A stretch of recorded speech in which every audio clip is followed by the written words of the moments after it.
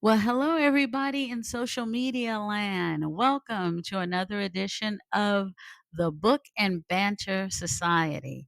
And boy, oh boy, do I have a very interesting movie for you this time. I mean, just look at the screen. He came back from the dead to possess a man's soul, make love to his woman, and get the vengeance he craved. Yes, ladies and gentlemen, we're talking about the 1976 movie J.D.'s Revenge with a running time of 1 hour and 36 minutes. But before we go any further, I gotta do a disclaimer. The views and opinions expressed on the Book and Banter Society are my opinions and my opinions alone. I am not a professional movie critic. I am just a person that loves movies and I would just like to share them with you. And also, too, spoiler alert. Yes, I'm going to be talking about this movie. The only thing I won't talk about is the ending. I'm not going to give away the ending, but I will be giving away everything else. So, just to let you know, spoiler alert. All right, let's get started. Okay, the movie opens in New Orleans, 1942. And we see the gravesite of two people, Betty Joe Walker and J.D. Walker. So remember those two names. Now we're in present day New Orleans. Present day meaning 1976. And we have a couple here, Christella and Isaac. And Isaac is studying to be a lawyer. He's in law school. And to make a living, he drives a taxi. So, Christella, this little scene right here, she's helping him study. And then she also tells him, you know what? We really don't go out anymore.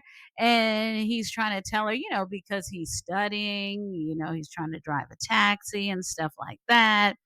And then she was also telling him that their friends, Tony and Phyllis, they're celebrating their first anniversary of being together. And she was like, "Come on, let's go out with them." He's like, I don't know." But she convinces him, so they're going out. A night on the town. So now we see Tony and Phyllis, and we are on the night on the town in downtown New Orleans. And they're looking around. There's so many things to see and do. And this one guy, he's standing in front of a club. He's like, "Come on in. There's no cover charge, and you're going to see the best show on Bourbon Street. You're going to see Sarah Devine." And they're like, "Well, I don't know, da da da." So then they decide, what the heck, we'll go in. So they go in. And ladies and gentlemen, here is Sarah Devine.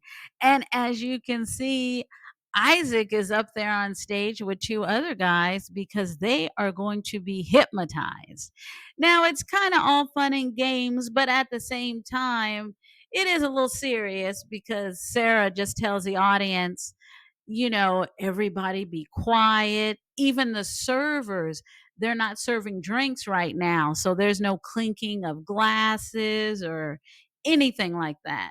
And she's also letting the audience know that she's not going to do anything to where, these three gentlemen are going to harm themselves or, anything like that. So let the show begin. So, as we can see, look at Isaac. He is about to go under. Oh, and on a side note, oh my God, I love Sarah's jewelry and I love her nails and I love the nail color. Anyway, back to the movie. All right. So now the three of them are hypnotized and Sarah has full control. So Sarah tells him, "Okay, you're in a hot place. You're in a very hot place." So the next thing you know, they're starting to strip off their clothes. But she stops them before, well, before they get nude, okay? And the interesting thing is when Isaac is under hypnosis, it's almost like he sees some kind of weird flashback, like he sees uh something happening to a woman, kind of like in maybe some kind of meat packing plant or something like that. So, it's kinda like, "Okay, that's kinda weird." But then the next thing you know, the house lights go up and the show is over. And you see, his girlfriend and his 2 friends, they are really enjoying the show. And when the house lights go up, Isaac, he's all like, "Oh, okay." So he's not hypnotized anymore. He's kinda, like, laughing and stuff like that. And he goes back to the table with his friends, and they were like, "So how was it? What did you see? Like, what did you see?" And he's all, "Oh, just different colored lights, that's all." And then they were like, "Hey, you wanna go somewhere else?" He goes, "Yeah, come on, let's get out of here." And so then as they're leaving, he kinda looks back at the stage, kinda like a little uneasy, and then they leave. All right. So they leave that little club and now they go out dancing. And look at that. Look at that disco dance floor. So look, they're laughing, they're having a good time. And look at Isaac. I'll call him Ike because that's what his girlfriend calls him. So look at Ike. Ike is grinning from ear to ear, having a good old time on the dance floor. But then while he's dancing, he sees some kind of flashback.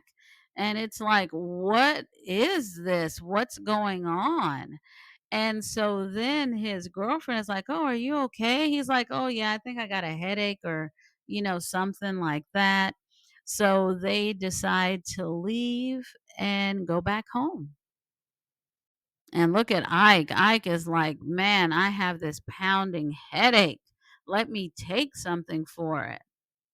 And his girlfriend, Christella, he gets out of the bathroom, so she's like, "Hey, let's get our freak on. What's up?" But Ike is like, "Hey, I am not in the mood." And she's like, "Oh, what happened to my lover man?" He's like, "Man, not tonight." So, and as you can see, she's like, "Okay." Not too happy, but hey, what can she do, right? And you see Ike, it's like he knows something is not right. And he sees another flashback of something and he doesn't know what it is. So now we see Ike sitting down with his best friend Tony.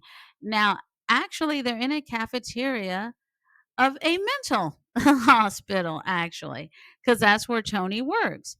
So Tony's like, "Okay, so, you're not talking, but you wanted to see me. What's going on?" And Ike is like, "I don't know. For the past week, I'm getting these pounding headaches. I'm just not myself." And Tony tells him, "You know what? You're driving a taxi, plus you're studying in school. You're probably just overworked." And then Ike is like, "Well, maybe I don't know, what is it they say, hypertension or something?" And then Tony goes, "No, I think you're just overworking yourself." But then Tony says, "You know what? There's a doctor here. Maybe he can check you out if it makes you feel any better." And so Ike is like, okay, then, whatever. It wouldn't hurt, right?" Okay, so now we see Ike in his taxi, and something is catching his eye. Is it a woman? What? It better not be another woman. Actually, he sees a old fedora in a secondhand shop, and for some reason he feels drawn to it, and so he buys it. It's not quite fits with, the clothes he wears, but for some reason he was drawn to it, he bought it. There you go. So Ike comes out of the kitchen, and then Christella, she comes out of the bedroom wearing the hat. And she goes, "Hey, Ike, where did you get this hat?" He goes, "Oh, I don't know, some secondhand shop. I don't even remember the street." And then he goes, "Oh, do you like it?" She goes, "Yeah, I like it, but it's not exactly your type of thing, but I like it." So why does Christella have her hair standing on top of her head? That is because I just snatched the hat literally off of her head. And she's like, "Okay, what did I do? What did I say to cause this?" And she just says, "Oh, well, sorry." And then he goes, "It's cool." And she's like, "Okay." The look on Christella's face, because she's looking like, "Okay, now, I don't know what's going on with you, but I may let this slide a little bit," but she's just given that, I don't know, that look. So then Ike, he goes into the bathroom and shuts the door, and he has the hat. And then all of a sudden, if you look behind Ike in the mirror, there's a figure there. It's like, who the heck is that? And Ike is looking at himself in the mirror, but while he's looking at himself in the mirror, he sees someone else, and it kind of freaks him out. So now we see Ike, and Ike goes back to the mental hospital where his best friend Tony works. Because remember, Tony was like, "Hey, there's a doctor here. He can check you out." So here is the doctor. And he did check out Ike, and he lets Ike know, "You're perfectly healthy. You don't have hypertension, and you don't have high blood pressure." And so Ike is like, "Well, something is wrong with me." And the doctor is like, "There is literally nothing wrong with you physically." But guess what his suggestion is? His suggestion is, "Hey, why don't you just, meditate and smoke some weed?" Ah, what? He's like, "Yeah, just meditate and smoke some weed." And it's like you just burning the candle at both ends. It's like, all righty then.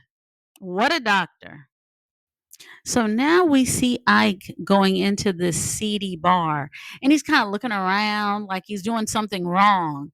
Like you can tell it's kind of out of his element. And so he sees this gentleman right here. Now, this gentleman with the hat on, he doesn't say he's a pimp, but it's implied because he's sitting down with some ladies and he's telling them, rules and regulations here. But then he sees Ike, and he's all, "Hey, how you doing? Hey, did you come to get a piece of the action so we can work together?" And Ike is like, no, actually, I just came here to place a bet on a number." And then that's when the guy's like, "Oh, yeah, I've been waiting a year for you to place a bet. Yeah, yeah, place a bet." And so Ike is like, I'll place a dollar bet." And the guy's like, "Okay, sounds good to me." So now we see Ike and Christella is helping him study, but he just cannot concentrate. And she's like, "Oh, what's wrong?" And he's like, "My head is killing me." And so he puts his head in her lap, and she goes, "Oh my God, your neck is hard as a rock." But then he just jumps up and says, "Oh, I just need to take some aspirin." So he just goes into the bathroom to get some aspirin. But once again, another flashback. All right. So now it's the next day. Well, we assume it's the next day, and Ike is at work. He's driving his cab, and look at that hanging from his rear view mirror. That is a what used to be called a transistor radio.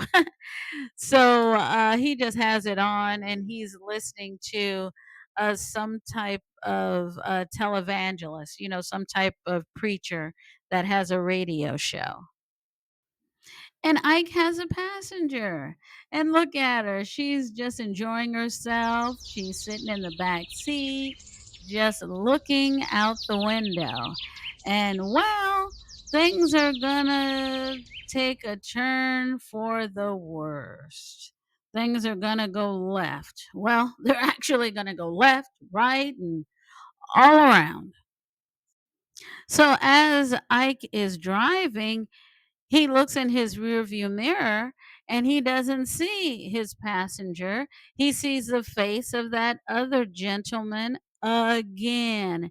And for whatever reason, that is when Ike, it's kind of like his personality changes and he starts driving erratically. I mean, he is all over the road. Oh, and this poor lady. Actually, this actress does one hell of a job in this scene. So she's like, okay, wait a second, something isn't right. And so she gets thrown around from side to side of the taxi, and it is crazy. And the poor lady, her head smashes into the window and it cracks. And she's just knocked out. And it's one of those situations where is she knocked out or is she still alive? Ike stops his taxi abruptly. I mean, he just stops it. And then you can hear her moaning. It's like, oh, okay, good. She's still alive. But look what he does. He takes her suitcase and just throws it in the street. And then she's like, I don't kill me, don't kill me. And then Ike, his voice changes. He's like, kill you, B? What you talking about? I'm not gonna kill you. Get the F out of my car. And it's like, what? And with one hand, he pulls her out of his taxi and just throws her in the street. Then he goes through her purse. It's like, is he looking for money? I don't know. He just rummages through her purse and throws the purse out in the street. And he calmly gets back in his taxi and drives away, just leaving her there. Well, I guess Ike's boss hasn't found out about this. So his girlfriend, she's in the kitchen, she's making dinner, she's making a salad, and in the living room, well, there's Ike and he's examining a switchblade. It's like, okay, that's a interesting pastime. So as he's examining the switchblade, then that's when he just sits down and he looks at the doll. And it's like, oh no, not the doll. Yes, you guys. Oh, the poor little dolly meets her demise because Ike, well, he uses the blade. Oh, poor dolly. When I was watching this movie, when this scene popped up, I was like, uh-oh, Ike is getting ready to get arrested or he's getting ready to get in trouble. But actually not. Ike is telling his boss, look, sorry, boss, I'm going to have to cut down on my hours. And we know why Ike is cutting down on his hours because he's seeing all these visions and, his mind isn't right right now. And the boss is livid, but not necessarily at Ike. The boss is like, oh my God, insurance for these taxis have gone up. I have guys quitting on me. I don't know what I'm going to do. And to top it off, a lady's in the hospital and She has a description of one of my drivers saying he was a young black man, but that's all she knows. I got 30 black guys working for me. So he's going on and on and on. But while he's ranting and raving, a poster catches Ike's eye, and that poster is what you see here, that black and white poster of Reverend Elijah Bliss. And Elijah Bliss considers himself to be a champion for God. The next thing you know, Ike just enters the church, but he doesn't sit down or anything. He just stands at the back of the church and look at him. It's almost like he's hypnotized or something like that. It's like, okay, what's going on here? And look who it is. It's the Reverend that was on the poster. It is Elijah Bliss. And he is just preaching and preaching and preaching. But while he's preaching, he throws in stuff about, yeah, when you're in the boxing match and this, he keeps making references to boxing. So now we kind of get the idea, okay, this Reverend was most likely a boxer before he became a minister. And while the Reverend is doing his thing, look at this. Ike gets a vision of this man, and this man is calling someone a murderer. Hmm. And if you look closely at this man, he kind of looks like the Reverend, doesn't he? So while Ike is having his vision, as you see, number one, you see picture number one, some young guy tells a Reverend, man, you weren't even a good boxer anyway. And then he tries to take a swing at the Reverend, and everybody is in shock. But some guy right here manages to subdue him. And then in picture number 2, the Reverend, he's not upset or mad or anything like that. It's like, you know what? Just let him go. He's just like the rest of us. He's like, he's just trying to find his way. So, okay. So they let him go. And what do you think happens? Picture number 3. Boom! The Reverend gets clocked in the mouth. But at this particular time, this is when Ike runs up and he subdues the guy. And after Ike subdues the guy, he just starts walking fast out of the church. He's like, and then that's when the Reverend is calling out to him. He goes, young man, something like that. And that's when they get outside. Finally, Ike turns and faces him. He goes, thank you so much for your help. I appreciate it. And then the Reverend kind of looks at him. He goes, wow, I feel like I've seen you somewhere before, or like I've known you before. Maybe our souls are connected. And when the Reverend says that, Ike, you can see that he's just like trying to hold in like all this pent up anger. And it's like, well, why is Ike angry at this Reverend that is a stranger to him? But now Ike is just like, ooh, he can barely contain himself. And he kind of just, grins, but he's grinning through gritted teeth. And then the Reverend introduces Ike to his brother, that gentleman right there. And he's like, and this is my daughter. And then the daughter looks at Ike and, like, oh, hope you come back soon. It's like, oh, mm. She has his eyes on Ike. I mean, God, she's only seen him for like not even 5 minutes. And she's like, you come back soon. It's like, okay. So, anyway, there's a limousine waiting for the Reverend and his brother. So they go down some stairs and get into the limousine. And before the daughter gets into the limousine, she looks up the stairs and she looks at Ike. And look at the expression on her face. I don't know what kind of expression that is, but he's not really looking at her because he's just staring out into space because he is seeing a vision. It's like, oh no, Ike, not another vision. And it's this vision right here. It's a vision of a lady. It looks like from a couple of decades previously. She's in a meat packing plant.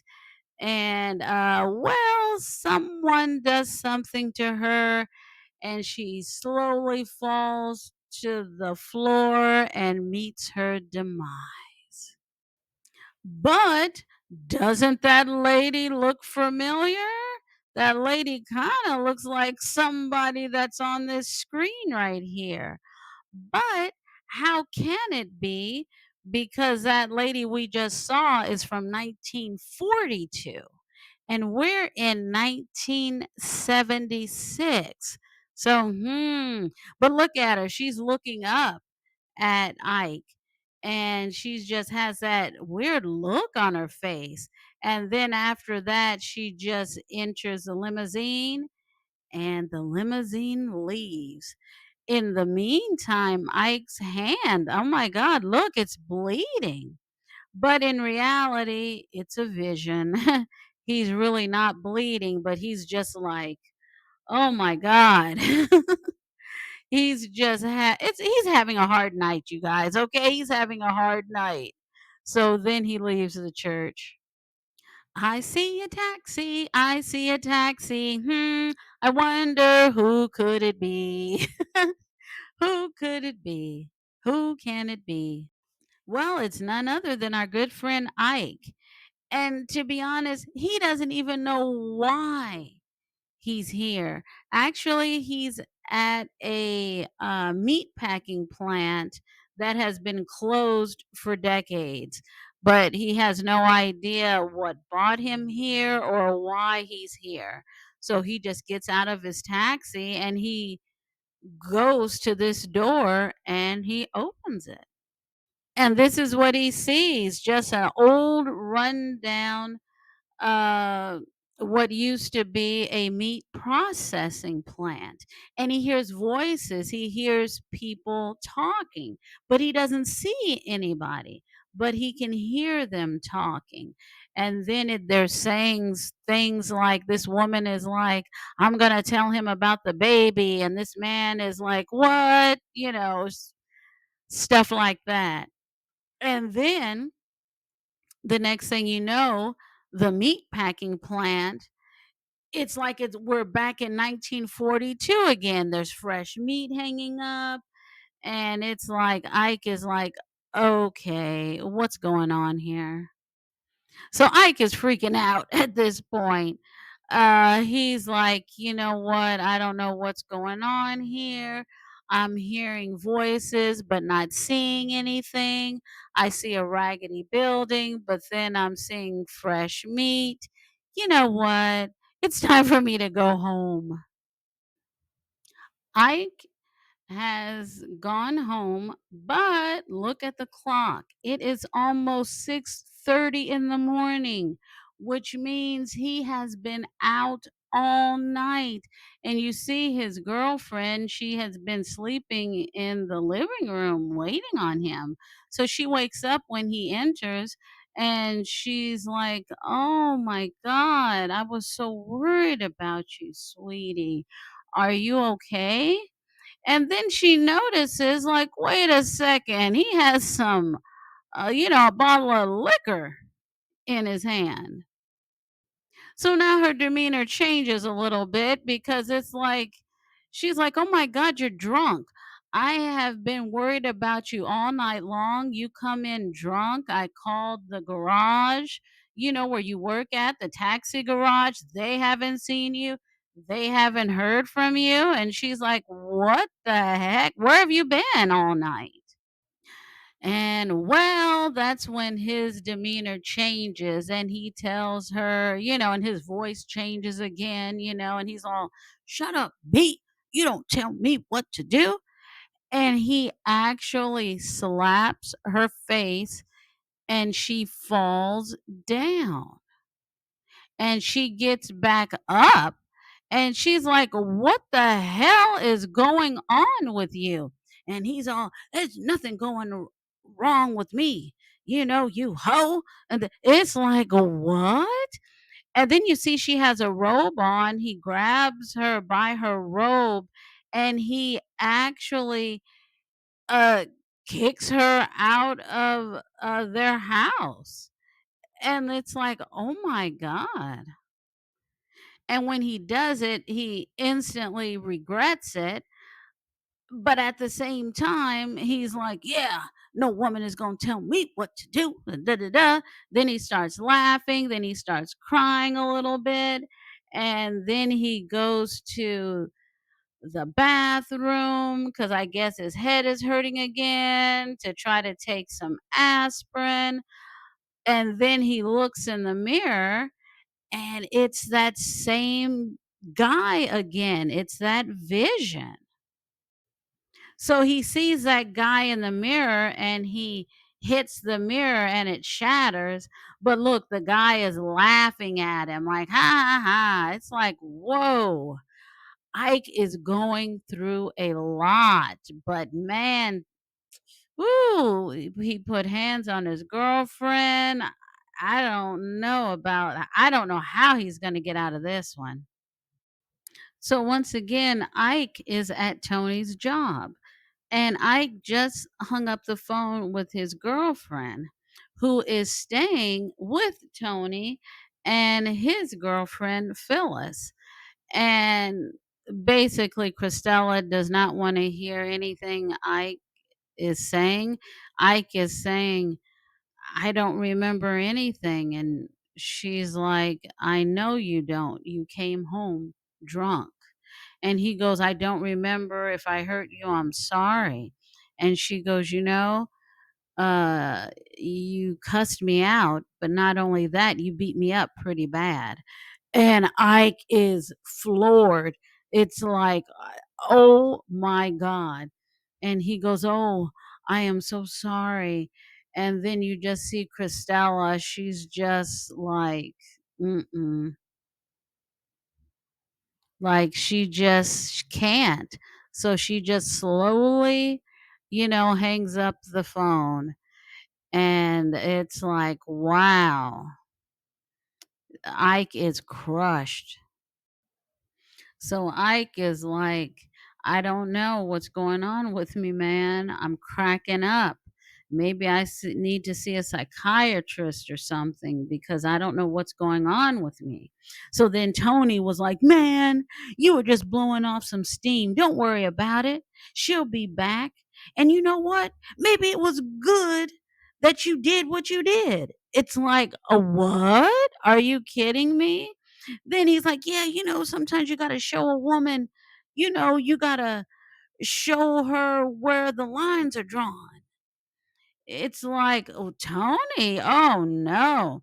And then he's like, "Okay, you got drunk and you let off some steam. Maybe that's what you needed because you know what? Seems like you're always repressed." It's like, "Oh, Tony, mm-mm." And look at how Ike is looking at Tony. Ike is like, "Seriously? This is what you're saying?" My girlfriend is saying I beat her up and I don't even remember doing it. My head is hurting. I keep seeing these visions. My personality keeps changing. I never know when it's going to change. And this is the advice that you give me. Seriously. So now we see Christella. Looks like she's having lunch with a gentleman friend. This particular gentleman, his name is Carl. And Carl is telling her, "Your parents reached out to me to see if you were okay." And Christella goes, "Well, Ike, he isn't dangerous." And Carl's looking at her and looking at her face like, seriously? So Christella's kind of making excuses and she's saying, you know what? I need time, away from him. And, he needs time to himself. And it's like, okay. And then she says, well, my parents just called you because you're a cop. And they are just blowing this all out of proportion. And you being my ex husband doesn't mean you can come back into my life. Uh-oh, time out here, 'cause the tea is getting hot. Did Christella just say this man is her ex-husband? Whoa, didn't know Christella was married before and is was married to a cop? Okay, Christella, the tea is hot. And so when she says, "Well, this doesn't mean you can come back into my life." And then he says, "Well, you just don't stop loving someone." It's like, "Oh, got a little lingering feelings there."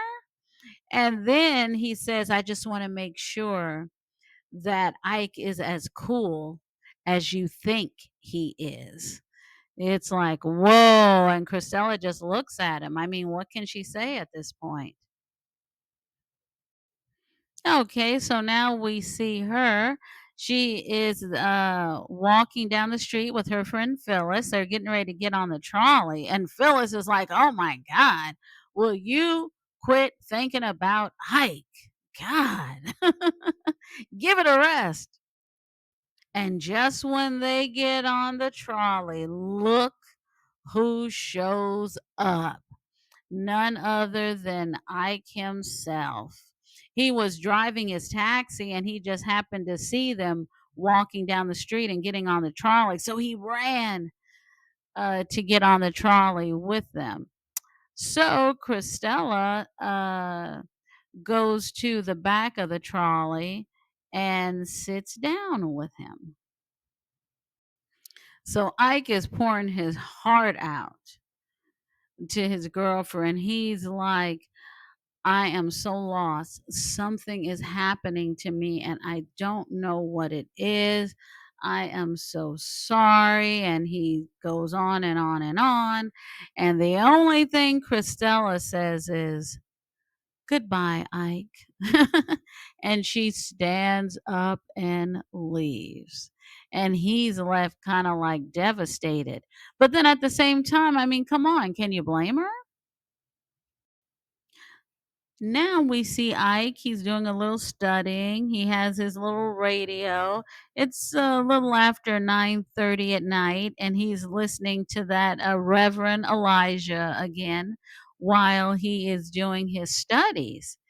And sure enough, he has some type of vision. So he sees this guy in his vision that looks like the Reverend, only with hair. And then the other guy is the guy he keeps constantly seeing. So let's just say the Reverend with hair is having an argument with this guy, telling him, "Man, I'll cut you and put you on the killing floor," and blah, blah, blah, blah, blah, and blah, blah, blah, blah, blah. And Ike is going through so many different emotions because he kind of had a feeling that the Reverend was evil in some kind of way, but he didn't know why he feels this vibe. So now this story is kind of coming together because it's kind of like, this guy that keeps popping up in my vision, was he kind of like the victim of the Reverend back in the day or what? Then the next thing you know, Ike scribbles over the face of the Reverend. He scribbles the word revenge. Ike shows up at the church and he stands in the back like he did before. And the Reverend's daughter, I believe her name is Roberta, she sees him and she quietly, comes up to him and smiles. He smiles at her. And a few minutes later, the sermon is over. and they're talking a little bit in the foyer of the church. And honey, Roberta is bold because you know what she says? She says, "Why don't you take me home?" It's like, oh, it's like she didn't ask or anything. She was like, "Why don't you take me home?" And he goes, "Oh, okay. Where does your dad live?" And she's like, "I don't live with my dad. I have my own place. I'm a big girl." Ooh, ooh, Roberta. Ah. And she don't even ask, like, "Are you married? You got a girlfriend?" She's just like, "Take me home." And look, she's already grabbing his arm already. So they're just going down the steps of the church. It's like, what? Can you imagine if his girlfriend had passed by at this moment? Well, probably right now she probably wouldn't care. But still, it's like, ooh, but you know what? Someone is watching Ike. And who do you think that is? If you guessed Carl, you guessed correctly. It's like, whoa. So he's actually seeing Ike with Roberta. So he's trying to figure out exactly what is going on here. So now you see the Reverend and his brother. They're in the limousine, and the Reverend's brother, his name is Otis, by the way. Otis is like, "I don't like that guy. You shouldn't have had him take Roberta home." And then the Reverend's like, "Oh, well, I like him. I don't see anything wrong with him." And Otis is like, "I don't like his look. He looks like he's like some kind of street guy or something like that. And with his funny eyes, I think he's on something." So he tells Otis, "You know what? I'll take care of the spiritual part and you take care of running the church." And Otis looks at him like, "Spiritual? You're starting to believe your own BS." It's like, whoa. He tells a Reverend, "All you're doing is pimping out God like some kind of cheap whore."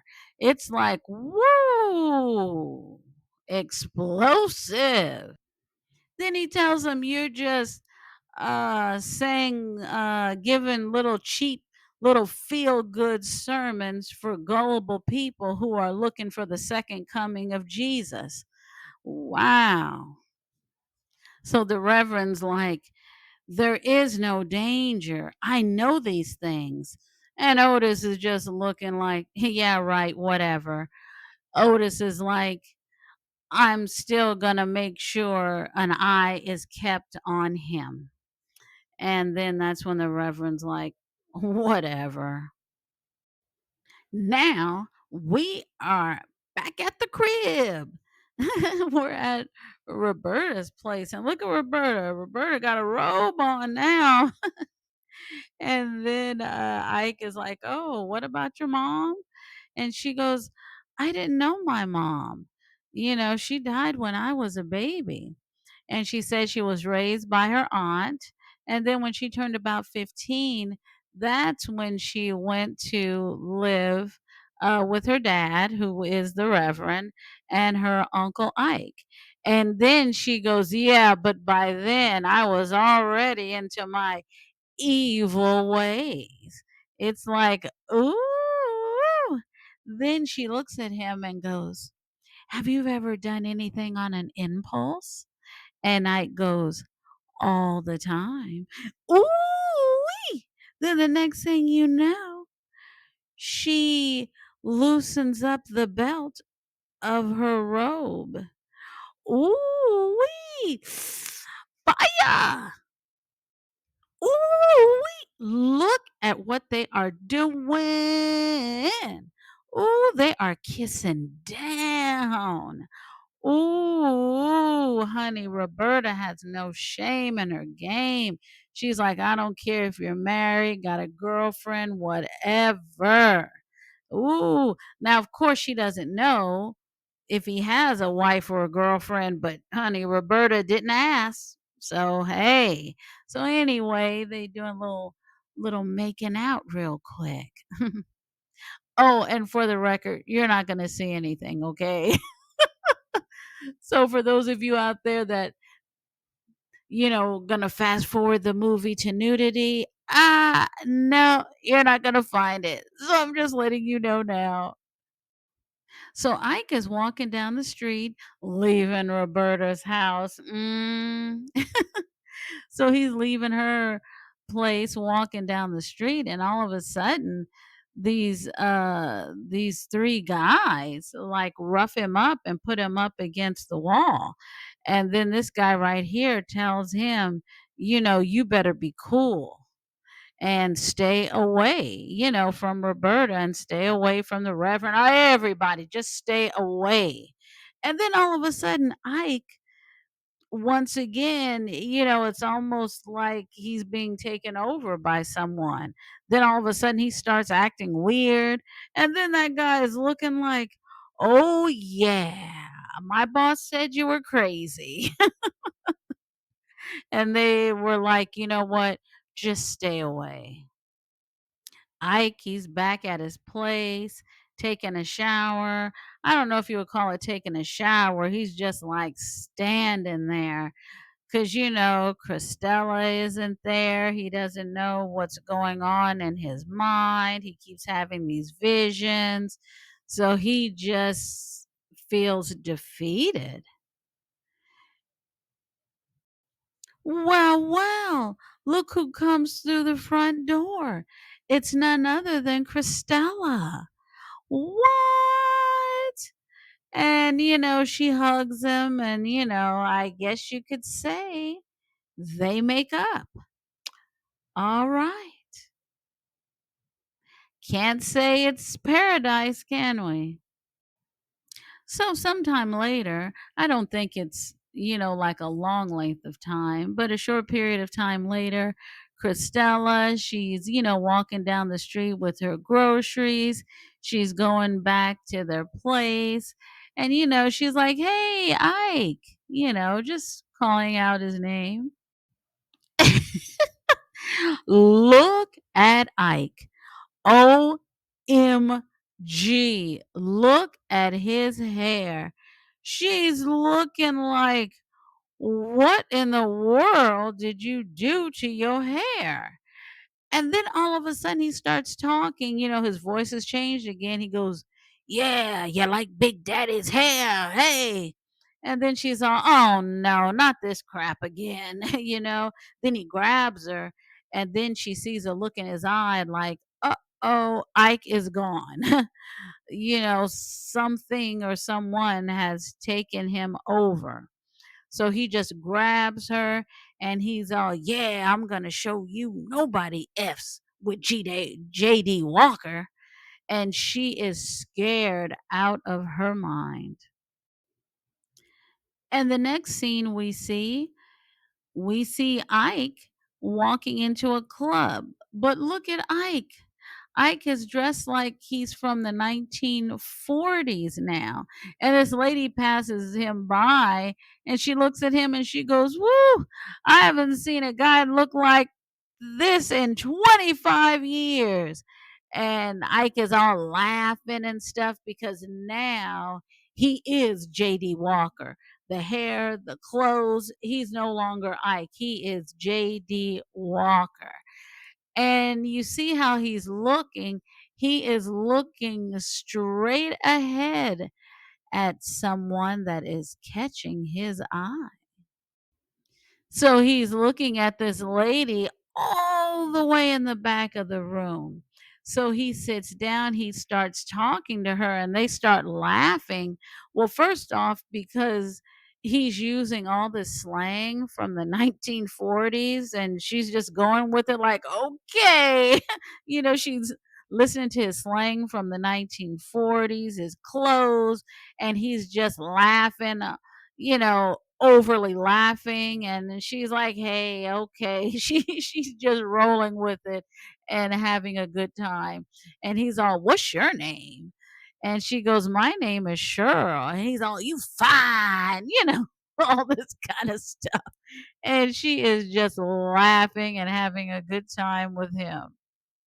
So meanwhile, while Ike slash JD Walker is in the club laughing and having a good time, well, look at Christella, because Ike attacked her again, and this time it was worse than the first time.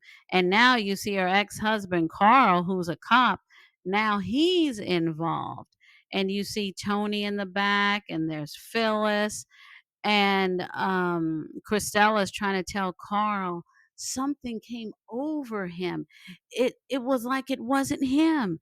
And Carl is like, "Oh my God, why do you keep making excuses for this man?" And then Tony is kind of like, "Well, he has been acting weird and strange."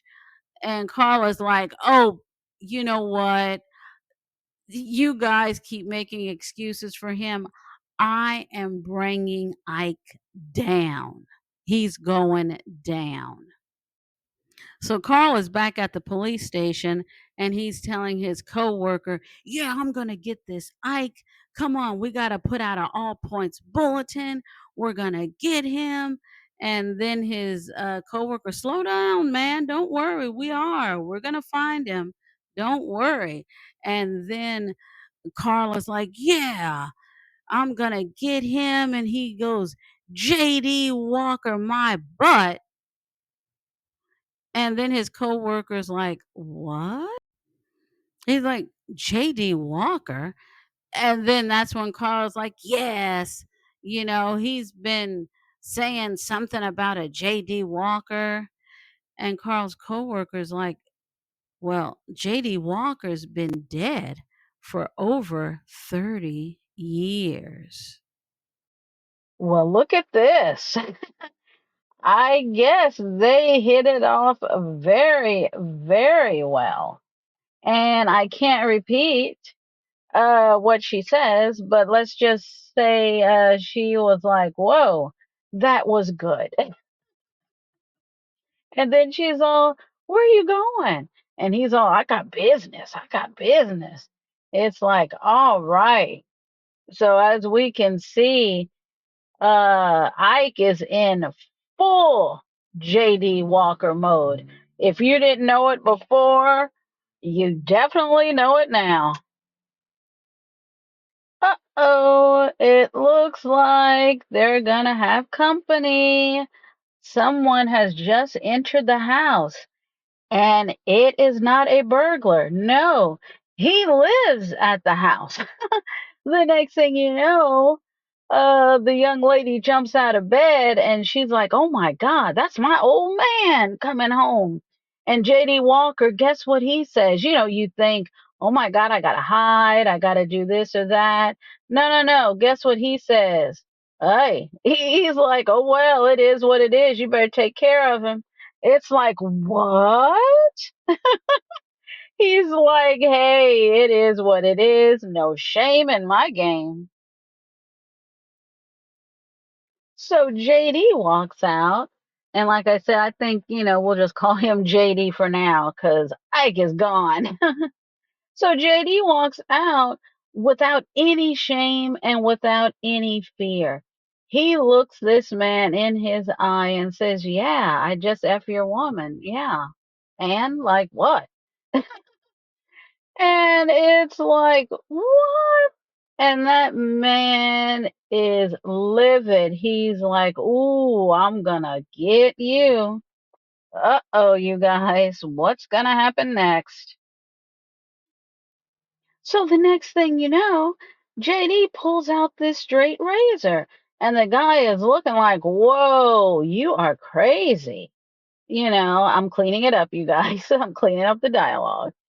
And JD goes, "Oh, yeah, I'm the craziest person you ever met." And he's still like, unafraid, unapologetic. So this guy lunges at JD And that's when JD attacked. Well, as you can see, it looks like JD has won this battle. And he told the guy, because the guy is still alive, but he told the guy, hey, if you try to get up, I'm gonna send you to your maker. And the guy doesn't get up, and JD is like, okay, you smart. Very good.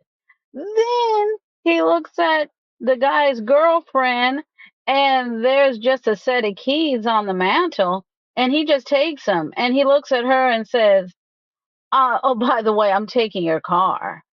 And he's all, good night, sugar, like that. And then he just leaves. It's like, wow. Woo. So JD is something else. So JD is walking, and the next thing you know, he's right here at the grave site. And then JD briefly turns back into Ike, and Ike is looking at the grave sites, and he's all, please let me go. He's like begging the spirit of JD Walker, please let me go. And then the next thing you know, uh JD slash Ike walks away, and he's walking somewhere, but we don't quite know where he's headed. All right. Well, look, this is where JD was walking to, straight into the church. And you see those two guys back there with the white shirts on. They tried to stop him, but JD, he still has that straight razor. And so he cut one of them on the arm. So they're like, hey, man, you can go. And he is looking dead at the pulpit. And you already know who he's looking at. Yep, he's looking straight at the Reverend. And look at the Reverend's face. He literally looks like he has seen a ghost. Look at that. And he knows. It's almost like he knows this is not that young guy Ike anymore. He knows he's looking at JD Walker, but he's like, how can that even be possible when JD Walker has been dead? So, to make a long story short, Ike slash JD Walker talks to the Reverend, and he tells the Reverend, you know what? I'm not after you. Where's your brother? Ooh, because the Reverend has that brother. His name is Otis. He goes, I was never after you. I want Otis. Where is your brother? And, of course, the Reverend is in shock, like, what is going on here? Like crazy. And look at that. Oh boy. So JD looks at the Reverend, he talks to him a little more, and he goes, you know what? Have your brother meet me at the killing floor. It's like, what in the world is that? And then look, and he just turns around and walks away like nothing. And he is just leaving the Reverend in utter disbelief. Now we're back at the police station, and the police officer is telling Carl the story of J.D. Walker. He tells Carl that he showed up dead one day back in 1942, and to this day, no one knows who killed him. He was a street hustler, and he ran a numbers game and a black market meat racket during the war. J.D. Walker had a lot of enemies, and he also had a lot of women. So Carl is trying to put two and two together. And so he tells the other cop, well, the Reverend, Reverend Bliss, he was involved in the underworld, and he was involved in a lot of shady stuff back in the 1940s. But when it comes to Ike, how would a kid like Ike even know about J.D. Walker? And just then, another cop calls out to Carl, and he lets him know, "Hey, we just got a report that some guy that fits Ike's description assaulted a guy and tried to kill him and his wife with a razor." It's like, oh my God. And he took their car, but we got the license plate number. So Carl immediately jumps up and leaves the room. So it's like, uh-oh, it looks like Ike is really in over his head. Now we're at the Reverend's house. And you see his brother Otis, he is going ballistic. He is telling the Reverend, "What do you mean JD Walker is back?"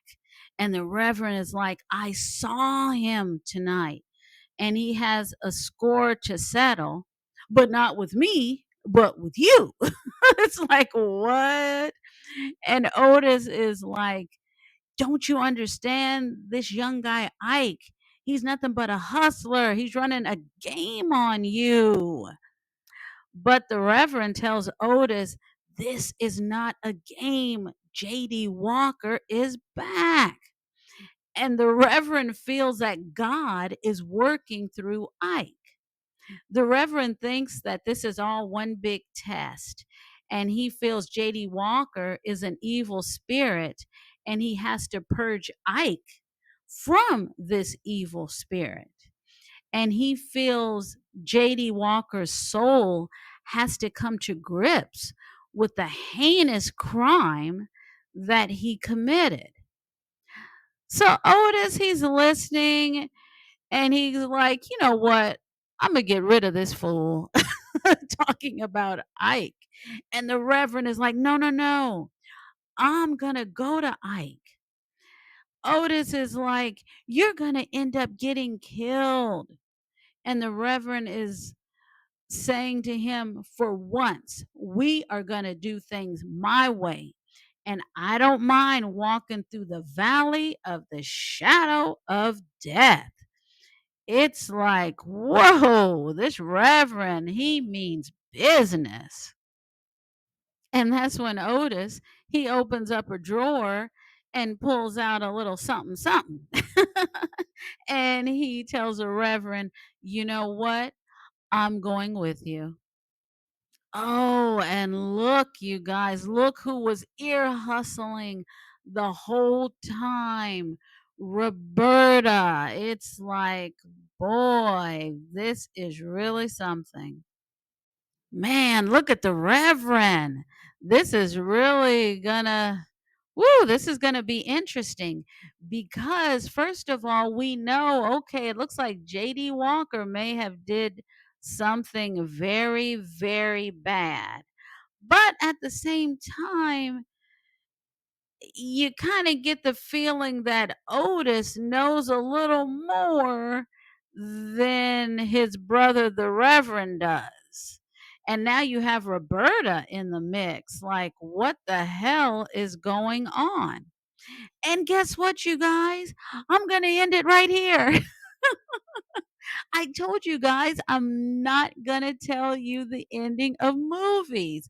I'll just let you know that, they're gonna meet with JD Walker slash Ike. Otis is gonna be there. The Reverend is gonna be there. Will Roberta show up? I don't know. And what's gonna happen? I don't know, you guys. You guys will have to watch the movie. And now comes the time where I talk about the actors that were in the movie. Only this time I'm going to cut it very, very short because in my previous movie reviews, I would go on and on about every single actor and actress that was in the movie because I feel all the actors and actresses in a movie, they need their shine, we need to know about these people. But when it comes to the research, oh my God, you guys, I would go down rabbit holes. It's like, what? I didn't know she was married to this person. What? They dated. What? He was in this movie. His father. What? You understand what I mean? The next thing you know, I have spent hours doing research on every single actor and actress. Not only that, the director, the producer. So, going forward, I'm sorry, I'm just going to have to cut it short. But I want you guys to do your due diligence and do the research and let me know what you find because I love movie trivia. Okay, so with that note, I'm going to feature 3 of the main actors that were in this movie. Let's talk a little about the cast. Let's start off with Glenn Turman. Glenn was born in 1947 in New York. And if you see this black and white picture there with Sidney Poitier, that little boy right there is none other than Glenn. I did not know this about him. I was shocked that he played in A Raisin in the Sun with Sidney Poitier all the way back in 1959 when he was just a kid. That is absolutely amazing. And if you're not familiar with Glenn's work, 9 times out of 10, you've seen him on TV. I don't care if it was in the 60s, 70s, all the way up until 2025. And you may have even seen him in a Beyoncé commercial. Yes. Let's talk about Glenn. And I'm going to first talk about some of the TV shows that he has appeared on. That would be Julia, 1969. That was a very groundbreaking show because that was the first time in television history that a black woman was featured on a TV show without being a maid. Yes, that show featured Diane Carroll as a main character. She played a nurse raising her son. And that was a very groundbreaking TV show. So, anyway, he has appeared on that show. Room 222, that was famous. The Paper Chase, The White Shadow. Oh, I loved that show. TJ Hooker, that was a police show. And the main star of that show was none other than Captain Kirk himself, William Shatner. He's made appearances on the Bernie Mac show, Law and Order, Criminal Intent, Law and Order, Special Victims Unit, Queen Sugar, ER, Scrubs, Power, Book 2. Power. It's like, whoa. He played the mayor on that hit show, The Wire. Wow. Guillermo del Toro's Cabinet of Curiosities. Suits, The Proud Family, Louder and Prouder, Fargo. And for me personally, for my generation, we will know him for playing on It's a Different World. Yes. He was a regular on that show playing Colonel Brad Taylor. He starred in 122 episodes from 1988 to 1993. And if you're in the generation before me or just a movie buff, you will definitely know Glenn from the all time black movie Cooley High. Oh my God. Yes, so he has, wow, you talk about a career and movies, Deep Cover. Oh, that's a good movie with Lawrence Fishburne, The Inkwell. Oh my God, Rustin, The Big Cigar. Wow. Oh, of course, Ma Rainey's Black Bottom. The list goes on and on. And like I said, he was even in a Beyonce commercial for Adidas. So, like I said, 9 times out of 10, you have seen Glenn's face before. And a fun fact, he was once married to Aretha Franklin. Yes, from 1978 to 1984. So I have been watching him perform my whole entire life. And I've always enjoyed his acting. And it's very interesting. He's really good friends with the actress Kim Fields. She said when she was 12 years old, I believe they starred on a uh, some kind of TV series or something like that where he played her dad. And they have been friends ever since. As a matter of fact, I think it was a month or two ago, she was presented with an award and he was there. And she says, "Oh, Glenn is like family to her." So, yeah, so very, very interesting. So, yeah, and like I said before, I love to watch movies from decades ago, and I love to know that the actor or actress is still alive and well and still doing their thing. So shout out to Glenn. Joan Pringle. Joan Pringle was born in 1945 in New York City. She majored in drama and English literature when she was in college, and she decided to drop out in order to concentrate on acting. And she even moved to California. Now, she debuted on Broadway in 1970. And the 1970s, that was a very busy time for Joan. She was making guest appearances on all the major TV shows at the time. Some of these shows you've watched, or some of these you've heard about.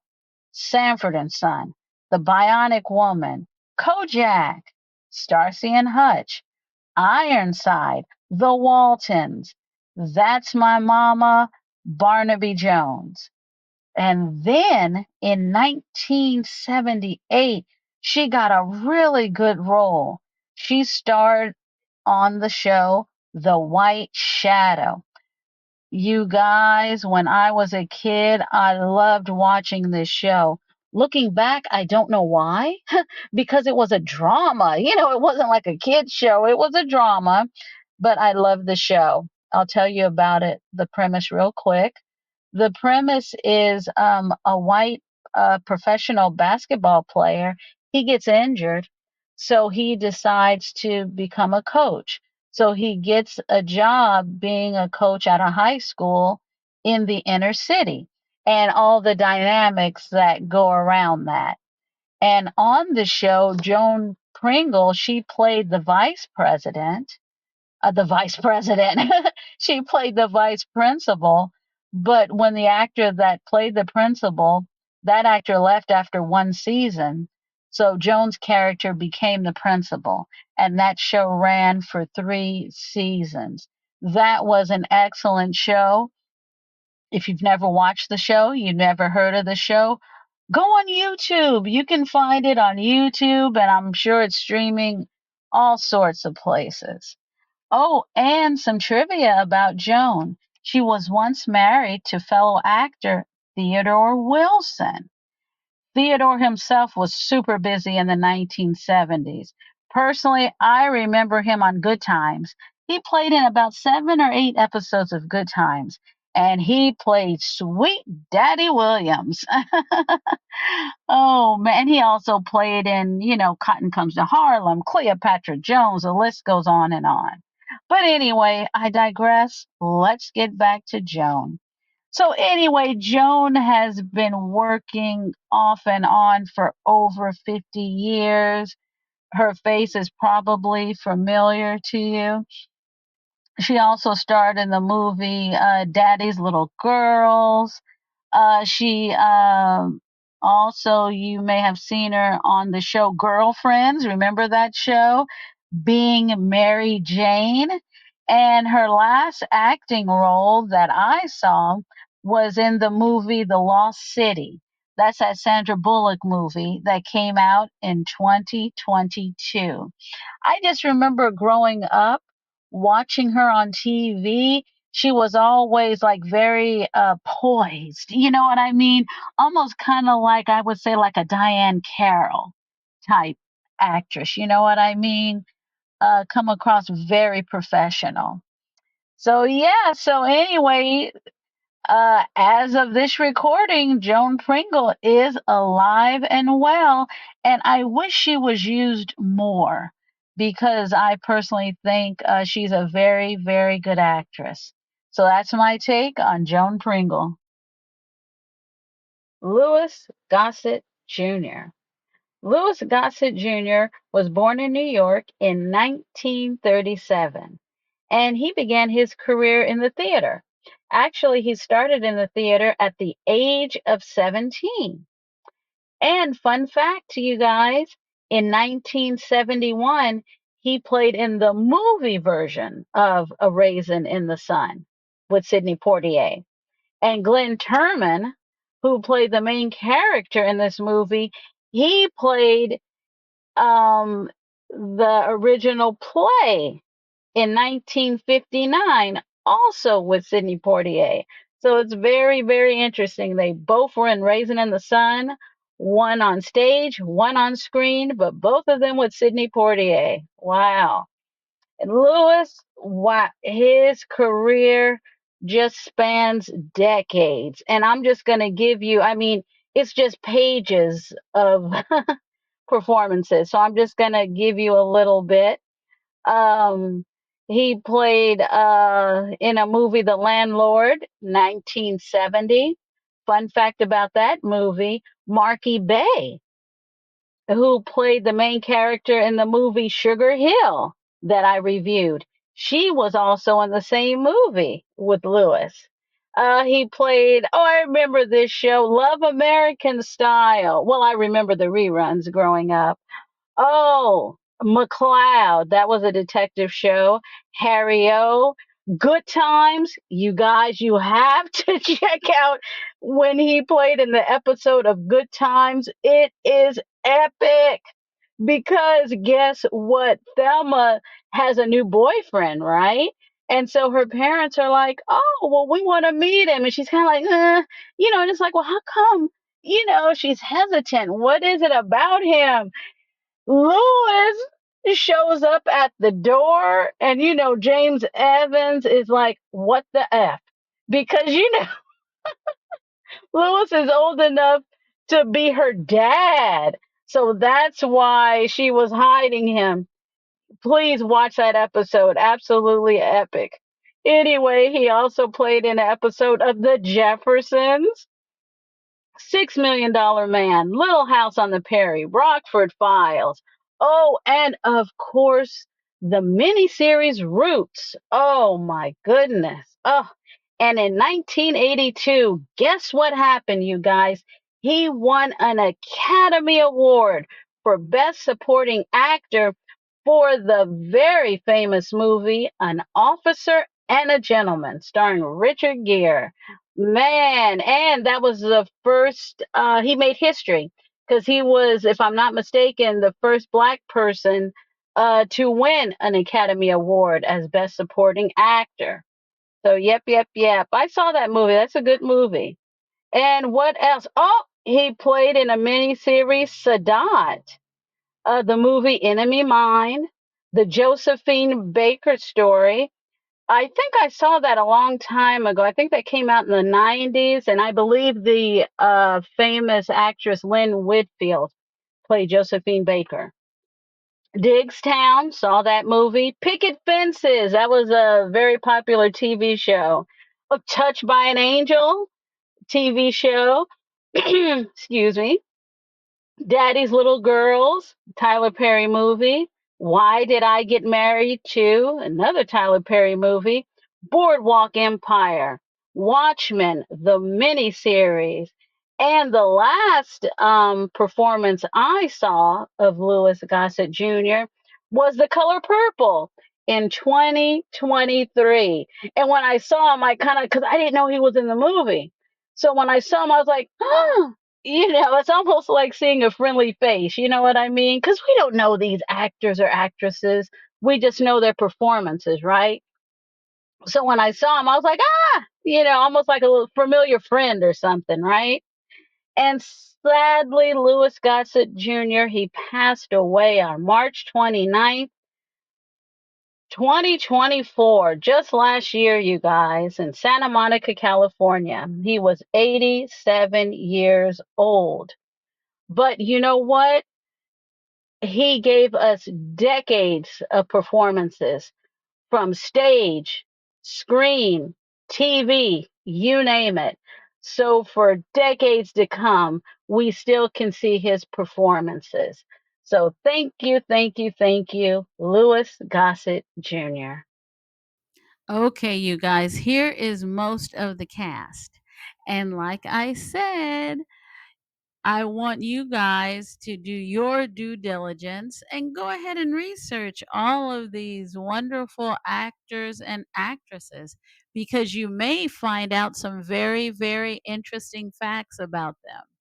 And like I said before, if you do find some interesting facts, please let me know because, like I said, I love movie trivia. Okay, you guys, let's get to it. Should you watch this movie? Personally, I enjoyed the movie. First of all, number one, I love the premise of it. Now, we have seen movies before about possession and stuff like that, but come on, usually we think The Exorcist, stuff like that. We're not thinking about somebody being possessed by a street hustler slash pimp. Let's keep it real, right? So this is a total twist on what you call possession. And with this possession, it's not necessarily the possession where we need holy water and stuff like that. So it's a totally different take on, I guess you would say, the possession premise. And the acting, oh my God. Watching the main actor, Glenn Turman, watching his performance was absolutely fascinating to see him go through all these different changes and being nice, being mean. You feel sorry for him, then you don't feel sorry for him. It is like, whoa, he is really put through the ringer in this. Oh, and Joan Pringle did one hell of a job. I mean, hats off to her. I mean, her acting was top notch. Definitely top notch. And of course, Louis Gossett. Oh my God, being a minister? He did it very, very well. So hats off to him too. And the supporting cast was really, really good. I think I've said this before. I love movies where there's not too many characters to where it gets confusing because I don't know. Sometimes it'll get a little confusing, at least for me, with some of these crime movies because you have so many bad guys. It's kind of like, okay, I got to keep up with this bad guy here and this one here. They're going to pick up what, when, what time. It's like, oh, it's too much. Sometimes it works, sometimes it doesn't. But I like this cast here. It wasn't a big cast, but at the same time, it was very close knit. And I can't think of a character that slowed down the movie. No one slowed down the movie. And I think everybody in this movie was needed. It wasn't one of those like, you know what, the movie would have went quicker if this actor wasn't in it or this actress. It's like, it was good. And I like the pace of the movie. In my opinion, the pace, it wasn't too fast and it wasn't too slow. Because at first you're kind of like trying to piece it together, because Ike is having these visions and it's like, what's going on here?